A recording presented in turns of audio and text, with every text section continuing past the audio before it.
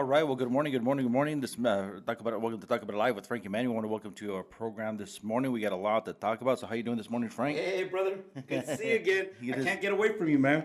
I know we had a pretty good weekend. We just got back from Freedom Fest there in good old Concan, Texas, and so I got to meet with a whole bunch of Border Patrol agents as well over there, and retired.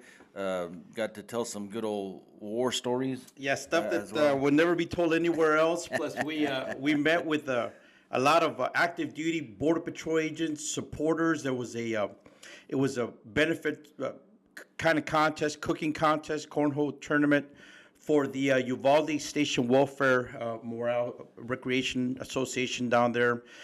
Great times, good times, just meeting with our brothers and sisters in green, but also making new friends and hooking up with some old ones from around the Texas Hill Country and points beyond. It was a good time, man. And of course, we got to park our RVs right next to each other at an RV park over there. That's a little bit of the retirement dream there, just chilling out and having a good time with family and friends. Oh yeah, man! It was awesome. There's a lot of things going on. There were some bands playing as well. They had, of course, a barbecue cook-off. You can't come to Texas right without having some good old Yeah. Texas barbecue and some brisket and whatnot. It was an awesome time. And we want to thank Gil Maza from driving all the Yes. way down from San Diego, California, setting up his Old Patrol headquarters booth. Sharing and selling quite a bit of his stuff there to the agents. So And- that's pretty cool. Gil was a big hit, folks. If you don't know about Gil Maza, he's a patrol agent out of San Diego sector, retired Border Patrol agent. He's also a chaplain. That's how we met. And so he has the Old Patrol HQ site. And so whenever you're out there scrolling around Facebook world and you're in the need of Border Patrol items, Gil has some of that stuff for sale.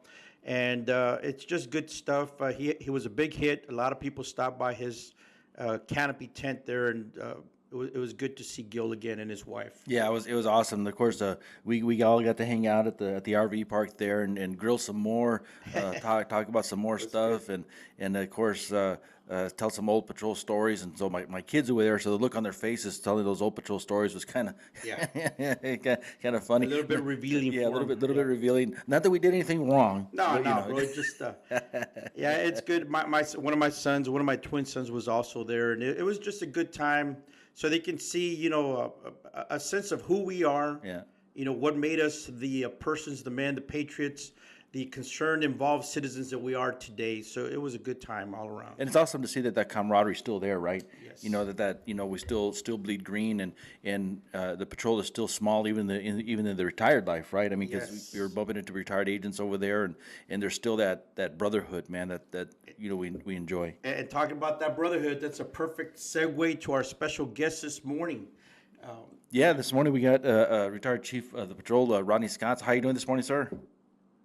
I'm doing great. It sounds like you guys had a good weekend. It was good, Chief. It was good. And we want to thank you so much for waking up a couple hours early. We know you're over there on the West Coast, and so, man, we want to thank you so much and for being on our program this morning.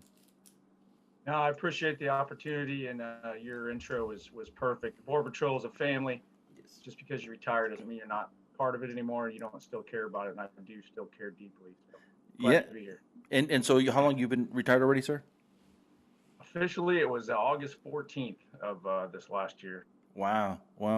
And I've been retired for a year. I did 25 in the Border Patrol, all here in Del Rio, Texas. Started retired last year, February. Frank, you did 30 years. 30 years, December 2018 was when I got out. Man, so if we calculate that, there's over almost 100 years experience here. Just a little bit shy, right? Yeah, a little bit. And there was a million years of experience at the park this weekend. But Chief, we're glad you're with us. These are turbulent times, interesting times, to say the least. In the Border Patrol, in our nation, and actually as we look at what's happening overseas around the world, very interesting times. And the Border Patrol, when I came in '88, it was still a relatively small agency under the Department of Justice, INS, Immigration and Naturalization Service, and so it did play primarily a role, in our nation's borders. But there were some instances where they branched out. I remember they were involved with that hijacked airplane and some other things out there. I believe it was in El Paso. So the patrol has a history of rising to the call of the nation whenever America needs us. And so as you know, as we're looking at the patrol today, certainly we'll be talking, all things Border Patrol. But why don't you start off, Chief, with just giving us a little bit of your background? A lot of people would see you in uniform, but they wouldn't know, who you are, where you come from. So can you give us a little bit of insight into that? Yeah, sure. So I guess I can start out at the very beginning. Uh, a lot of guys in the Border Patrol, I started my career in San Diego and Imperial Beach. And, we're taught to kind of look at the package, look at how people dress, look at, their hairstyle or whatever, and figure out what they're from. So everybody thought I was from California, and I was not. I grew up an Indiana farm kid. When I was 16, my dad was also an engineer, and the company he was working for, everything was kind of shutting down in the Rust Belt in the Midwest. So we found ourselves moving to Nogales, Arizona. My dad worked for a maquiladora 21 years. He crossed into Mexico every day to go to work. Wow. So that's really Nogales, Arizona is where I got introduced to the Border Patrol. That was the 80s, Nogales specifically. I really didn't even know anything about immigration. The big threat then in that area was narcotics smuggling. That's all you ever really heard about Border Patrol. I liked the outdoors. I ended up getting a dirt bike. I loved it, fell in love with the desert ultimately. But I also liked flying. So I went to school to be a pilot. My career goal was to be a pilot for the Border Patrol. But if you guys remember, back then you had to be in 3 years, do your time on the ground before you could fly. So you knew how to work the traffic. So I get hired by Border Patrol, thinking I'm going to be in some small town in the middle of nowhere, southwest border, and I end up in Imperial Beach. And then that's when I found out there was an immigration problem, because that place was insane back then, if you remember. Thousands and thousands of people crossing every night. So I did my 3 years on the ground, was about ready to put in for pilot's jobs, and I still remember being anybody familiar with San Diego, I was in a Campos Ditch north of Smuggler's Canyon with a group of about 50 on the ground. One partner helped me out, working together, and I looked up at the helicopter shining a flashlight on me, and I was like, I'm not really ready to be the guy holding the flashlight yet.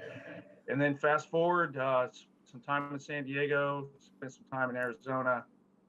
Really thought I was going to just retire happily as a first line supervisor in Arizona. And 9/11 hits, changed a lot of things. CBP, you guys talked about how the mission has changed and we've stepped up to the times. That really opened my eyes. And then kind of how I ended up, in some of the leadership positions. I spoke out about some challenges we were having back then, with some policies, a pursuit policy specifically, some checkpoint issues. Next thing I knew, I found myself up in DC being asked to help fix some of those issues. And part of that, I got assigned to work anti-terrorism issues. I got exposed to a lot of threats to this country that I never thought about, being a Border Patrol agent in Imperial Beach and in Nogales. And that made it, not that it wasn't real before, but that made it even more real, because every day, you see what's in front of you. And what is that? Mostly back then, it was adult males from Mexico, Western Hemisphere, South America, Central America. But we would forget there was a lot of other threats mixed in with that, besides just the narcotics. So I kind of made it my mission the rest of my career to make sure we focused on the fact that border security really is national security. And our priorities the operational priorities have changed as time went on based on the threat of the day. But all the threats are there every single day. And I've tried to carry that message forward and really make sure that agents remember, especially at times like this, when you don't necessarily have the support we had before, that the mission still matters. The job really, really does matter, because, the rest of America is counting on the Border Patrol and CBP to know who and what is entering our home. It's kind of that simple. Anyway, now that's a quick version. It probably didn't sound quick. That's a kind of a quick version of how I ended up from Indiana farm kid to ultimately, to Border Patrol. Wow, that's amazing. It's an awesome journey, Chief, and you know that as opportunities open. God is good, and some doors close, some open. And so you were put into a leadership position, where a lot of folks look up to you. A lot of folks trust your judgment, trust your guidance. We need strong leaders, not just in the Border Patrol, but in life in general. As men, as fathers, we're certainly called to be those strong leaders. But as you're looking at the state of the Border Patrol right now, I mean, our guys, and we care deeply for them. Pre-show conversation here, Manny brought up the fact that we were involved with the development, implementation of the Border Patrol chaplaincy program, which is it was designed and put together to deal with the issues that Border Patrol agents and their families and other employees have to face. So right now, it's a difficult time. What are your thoughts about the current, environment in which our Border Patrol agents are working, both not just out, the outdoors environment, but I'm talking about the political realm, the state of society in America right now? Yeah, it's challenging to say the absolute least. First, thank you for what you guys did. So, law enforcement, especially at the time when you were working to set up the chaplaincy program and talk about, mental health issues and spiritual grounding and all that wasn't overly popular. It was, hey, go do your job. Just I don't want to touch none of that touchy feely stuff. Go do your job. Yeah. But in the reality, you hit the nail on the head early on, and people don't think about it. But you joked about this last weekend, telling a bunch of war stories. You didn't do anything wrong, but if you weren't there, it's kind of hard to understand. Right. So until you've taken down a group of 50, with either by yourself or it's really hard to explain the emotions that go with that, right? To somebody that hasn't been through it, or even a canyon just by yourself at 2 a.m. here in brush break. It's just different. Or the fact that it's the 4th or 5th birthday that you missed one of your kids because you couldn't get a shift change, or Christmas, or so the chaplaincy program and all those the family that we created was critically important. And I think it's more important today than ever before. I think it's always been important, but when you have everybody from the outside a cheerleader, but it's easier to get up, focus, and go to work that day.